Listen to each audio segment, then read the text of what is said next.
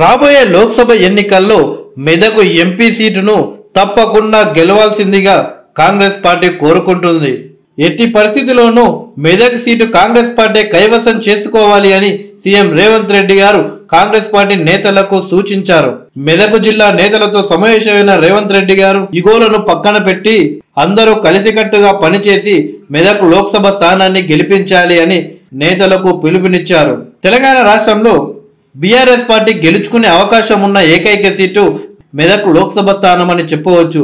ముఖ్యంగా కేసీఆర్ ప్రాతినిధ్యం వహిస్తున్న గజ్వేల్, హరీష్ రావు ప్రాతినిధ్యం వహిస్తున్న సిద్దిపేట్, అలాగే దుబ్బాక, పట్టంచేర్, సంగారెడ్డి, నర్సాపూర్, మెదక్ ఈ కాన్స్టిట్యున్సీలన్నీ మెదక్ లోక్సభ స్థానం కిందకే రావడంతో అంతోకింతో బీఆర్ఎస్ పార్టీకి గెలిచే అవకాశాలున్నాయి. మెదక్ లోక్సభ స్థానంలో 7 అసెంబ్లీ సెగ్మెంట్స్ ఉండగా అందులో 6 బీఆర్ఎస్ పార్టీ కైవసం చేసుకోగా ఒకటి మాత్రం మైనంపల్లి రోహిత్ రెడ్డి కాంగ్రెస్ పార్టీ కైవసం చేసుకోవడం జరిగింది. అయితే లోక్సభ స్థానం మాత్రం ఎట్టి పరిస్థితుల్లో కాంగ్రెస్ పార్టీ గెలుచుకోవాలి అని సీఎం రేవంత్ రెడ్డి గారు కంకణం కట్టుకున్నారు. ఇందులో భాగంగానే నేతల మధ్య ఎలాంటి వివాదాలు ఉండకుండా ఉన్న వివాదాలను తొలగించే ప్రయత్నాలు చేస్తున్నారు.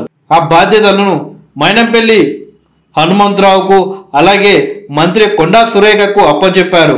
కాంగ్రెస్ పార్టీ అభ్యర్థి అయిన నీలం మధు అలాగే పటాన్చేరు ఎమ్మెల్యే అభ్యర్థిగా శ్రీనివాస్ గౌడ్ కొండా సురేఖ గారితో భేటీ కావడం జరిగింది.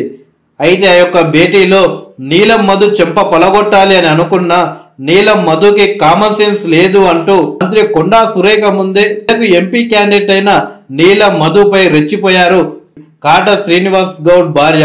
నిజానికి పటాన్చేరు ఎమ్మెల్యే టికెట్ ముందుగా నీలం మధుకు కేటాయించింది కాంగ్రెస్ పార్టీ అధిష్టానం. కానీ అక్కడ ఉన్న కార్యకర్తల నుండి పెద్ద ఎత్తున నిరసన సెగలు రావడంతో కాంగ్రెస్ పార్టీ అధిష్టానం ఒక అడుగు వెనక్కి వేసి కాట శ్రీనివాస్ గౌడ్కే కేటాయించడం జరిగింది. అయితే ముందుగా టికెట్ ఇచ్చి ఆ తర్వాత వెనక్కి తీసుకొని నన్ను అవమానిస్తారా అంటూ నీలం మధు కాంగ్రెస్ నుండి బయటకు వచ్చి బీఎస్పీ పార్టీ తరఫున పోటీ చేయడం జరిగింది. ఒక రకంగా నీలం మధు బీఎస్పీ తరఫున పోటీ చేయడం వల్లే అక్కడ కాంగ్రెస్ పార్టీ అభ్యర్థి అయిన కాట శ్రీనివాస్ గౌడ్ ఓడిపోవడం జరిగింది. బీఆర్ఎస్ తరఫున పోటీ చేసి గెలుపొందిన గూడెం మహిపాల్ రెడ్డికి 1,05,387 ఓట్లు రాగా రెండవ ప్లేస్ లో కాంగ్రెస్ పార్టీ అభ్యర్థి అయిన కాట శ్రీనివాస్ గౌడ్ కు 98,296 ఓట్లు వచ్చాయి.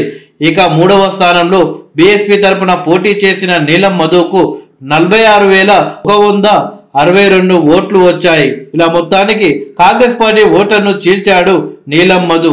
ఆ తర్వాత తిరిగి కాంగ్రెస్ పార్టీలో చేరడం జరిగింది. తన ఓటమికి నీలం మధే కారణమని కాట శ్రీనివాస్ గౌడ్ గత కొంతకాలంగా అసంతృప్తితో ఉన్నారు. అయితే మెదక్ అభ్యర్థిగా నీలం మధునే కాంగ్రెస్ పార్టీ ప్రకటించడంతో అతన్ని గెలిపించుకోవాల్సిన బాధ్యత కాట శ్రీనివాస్ గౌడ్ కూడా ఉంది.